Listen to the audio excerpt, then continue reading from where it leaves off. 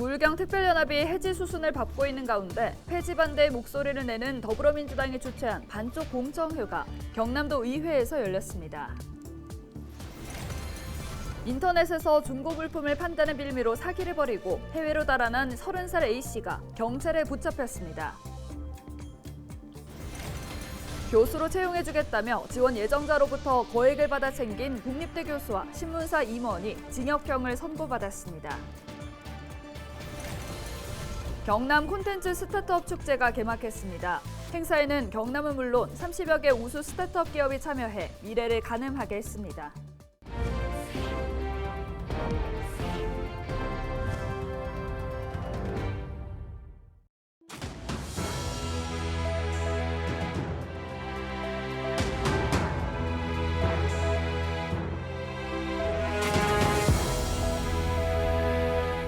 여러분 안녕하십니까? 헬로티비 경남뉴스입니다.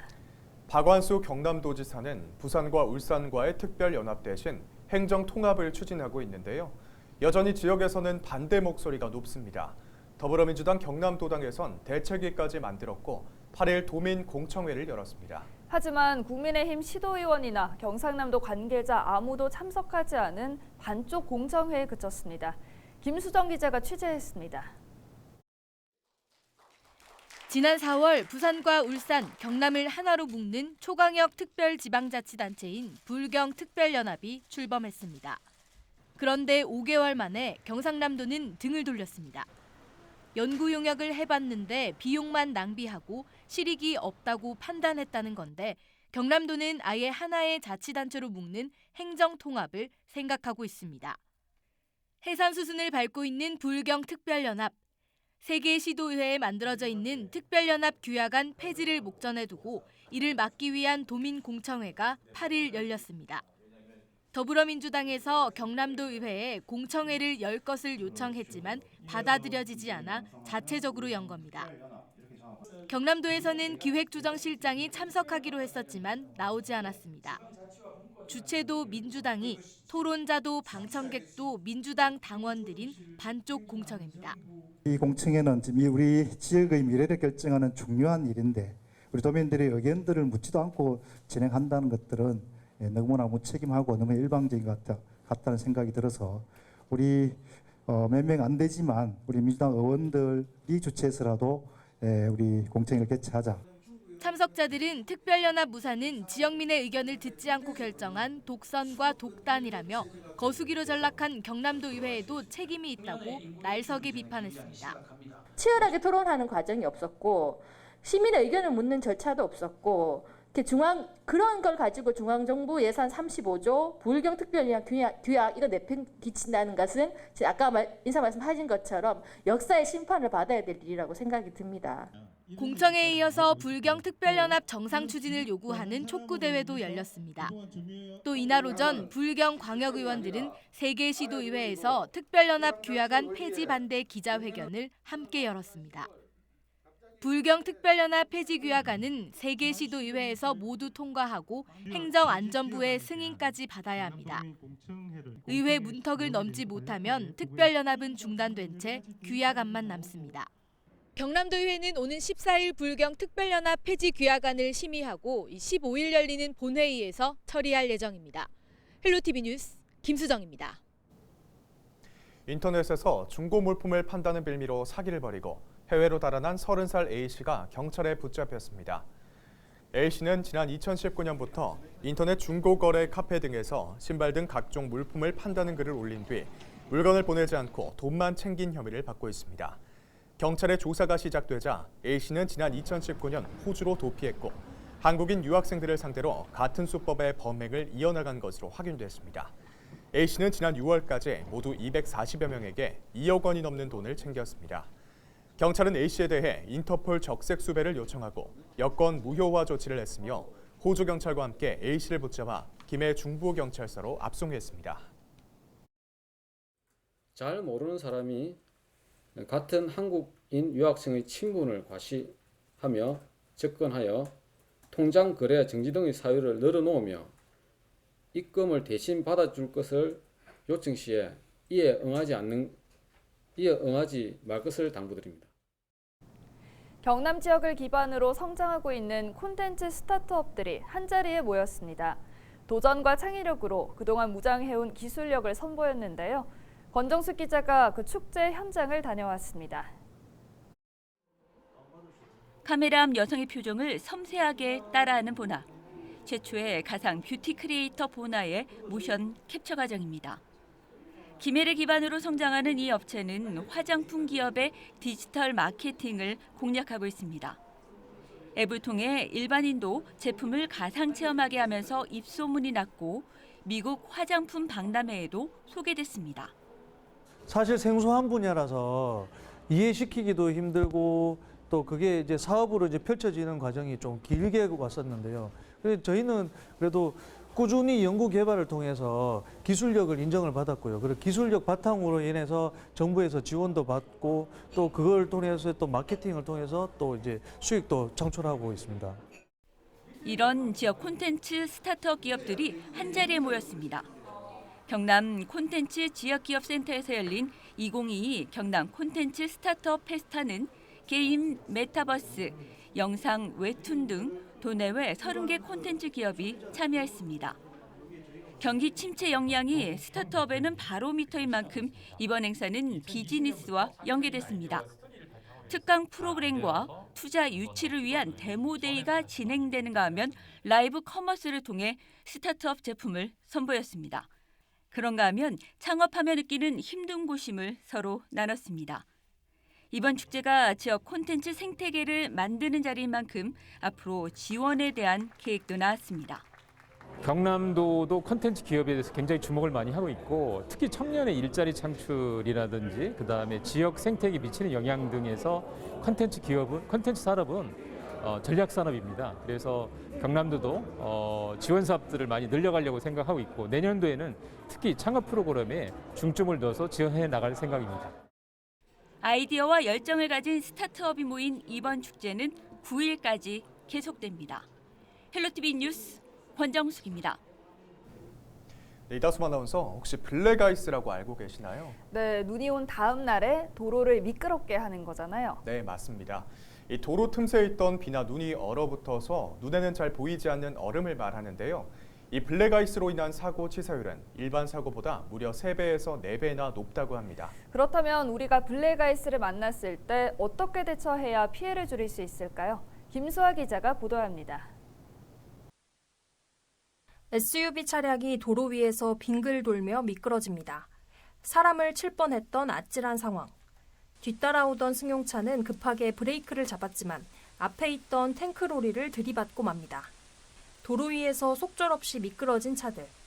당시 도로엔 블랙아이스가 깔려있던 것으로 확인됐습니다. 최근엔 영월에서 블랙아이스에 미끄러진 차량이 전복되는 사고까지 발생했습니다. 블랙아이스는 도로 틈새에 있던 비나 눈이 얼어붙어 생긴 얼음막입니다. 블랙아이스는 땅의 열을 받지 않는 교량 고가도로나 햇빛이 들지 않는 터널이나 지하차도에서 많이 발생합니다. 도로 색과 같아 눈으론 식별이 어렵습니다. 때문에 주행 중엔 피하기 쉽지 않은데 한 번 밟았다 하면 대형 사고로 이어질 수 있습니다. 일반 사고에 비해 치사율이 최대 4배가량 높습니다. 브레이크를 잡으면은 이렇게 미끄러는 느낌을 많이 받죠. 이렇게 결병된 상태는 보이진 않지만 이렇게 미끄러우면 브레이크 밟으면 느껴져요. 느껴지고 그럴 때는 굉장히 위험함을 느끼죠. 최근 3년간 강원도에서 블랙아이스로 발생한 사고는 총 140건. 사고로 인해 목숨을 잃거나 다친 사람이 262명에 달합니다. 사고를 피하기 위해선 서행이 최선입니다. 평상시 운전하실 때 급제동이나 급격한 조작을 좀 피하시고 규정 속도 준수와 충분한 안전거리 확보 등 안전한 운전 습관을 가지시는 것이 중요합니다. 또 블랙아이스를 만났을 땐 급하게 핸들을 돌리거나 브레이크를 세게 밟지 말아야 합니다. 헬로티비 뉴스 김수아입니다.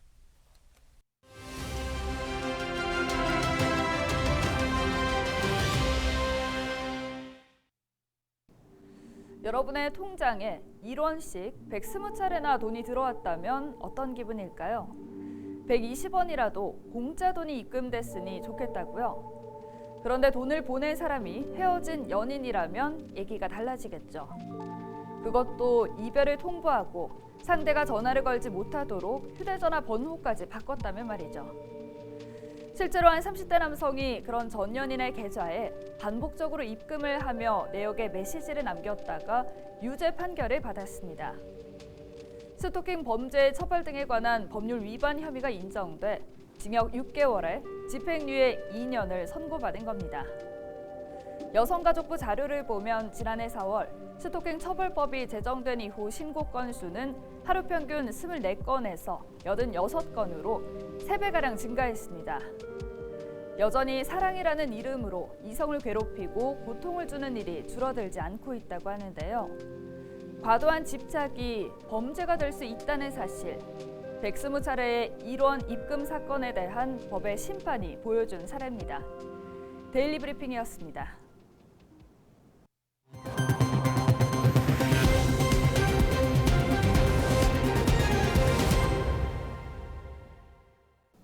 민주노총 산하 화물연대의 총파업이 2주 가까이 이어지고 있는 가운데 경남권 건설노조가 8일부터 함께 파업에 돌입했습니다. 건설노조 산하 경남건설기계지부 조합원 가운데 레미콘과 펌프카 중심의 1000여 명과 건설지부 조합원 1000여 명 등 모두 2000여 명이 동조 파업에 들어간 것으로 확인됐습니다. 건설노조에서 타워크레인 지부와 전기지부는 파업에 참여하지 않았습니다.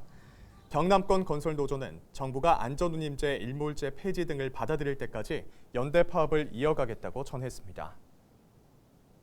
교수로 채용해주겠다며 지원 예정자로부터 거액을 받아 챙긴 국립대 교수와 신문사 임원이 징역형을 선고받았습니다. 창원지방법원 형사 1단독은 특정범죄 가중처벌 등에 관한 법상 알선 수재 혐의로 창원대 교수 A씨에게는 징역 2년에 1억 원 추징명령을 내렸습니다.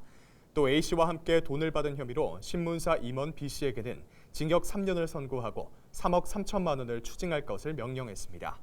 A씨와 B씨는 현직으로 있던 2016년 당시 교수직 지원 예정자에게 체육 알선을 목적으로 각 1억 원과 2억 원을 받은 혐의를 받고 있습니다. 대우조선해양노사가 올해 임금 단체 협상을 최종 타결했습니다. 대우조선 노조는 8일 잠정 합의안에 대한 조합원 찬반 투표를 한 결과 59%가 찬성해 가결됐다고 밝혔습니다. 대우조선 노사 합의안에는 기본급 8만 5천 원 인상과 경력금 200만 원 지급 등의 내용이 담겨 있습니다. 지난 7일 하루 경남에서는 모두 3,595명의 코로나19 신규 확진자가 발생했습니다. 모두 지역 감염인데요. 지역별로는 창원이 가장 많았고 이어서 김해와 양산, 진주, 거제, 사천의 순서입니다. 도내에서는 18,000여 명이 재택 치료를 하고 있고 입원 치료는 78명이며 이들 중 위중증 환자는 12명입니다. 지난 3일 80대 환자 3명과 90대 환자 2명이 사망하면서 경남의 누적 사망자 수는 1,633명으로 집계됐습니다. 의료기관의 병상 가동률은 43.6%이며 101개 병상이 여유 있습니다. 창원특례시가 8일 올해 일자리 창출 우수기업에 표창패를 전달했습니다. 이번에 선정된 우수기업은 주식회사 대건테크와 대원기전, 주식회사 대균, 대호 INT, 유한회사 ORS 코리아 등 지역 내 중소기업 5곳입니다. 우수기업으로 선정되면 업체당 1,000만 원의 시설 환경 개선금과 지방세 세무조사 유예 등의 혜택이 주어집니다. BNK 경남은행이 8일 창원시청을 방문해 어려운 이웃 돕기에 써달라며 김치와 이불 등 9천만 원 상당의 겨울나기 물품을 전달했습니다. 창원특례시는 전달받은 물품을 지역 내 겨울철 위기가구 등에 지원할 계획입니다. 경상남도교육청이 난치병을 앓고 있는 초중 고등학생 112명에게 치료비를 지원합니다. 대상은 암과 심내혈관계 질환을 앓고 있는 학생으로 질환에 따라 치료비를 차등 지급합니다. 치료비는 12월 말까지 지급될 예정입니다. 한편 경남도교육청은 지난 2017년부터 난치병 학생들을 위해 치료비를 지원하고 있습니다. 국가 중요 농업유산인 고성군 둔벙이 문화체육관광부의 2023년 생태녹색 관광공모에 최종 선정됐습니다. 이번 공모 선정으로 고성군은 국비 3억과 함께 한국관광공사의 전문 컨설팅, 홍보 마케팅 등을 지원받게 됩니다. 이상으로 뉴스를 마칩니다. 함께해 주신 여러분 고맙습니다.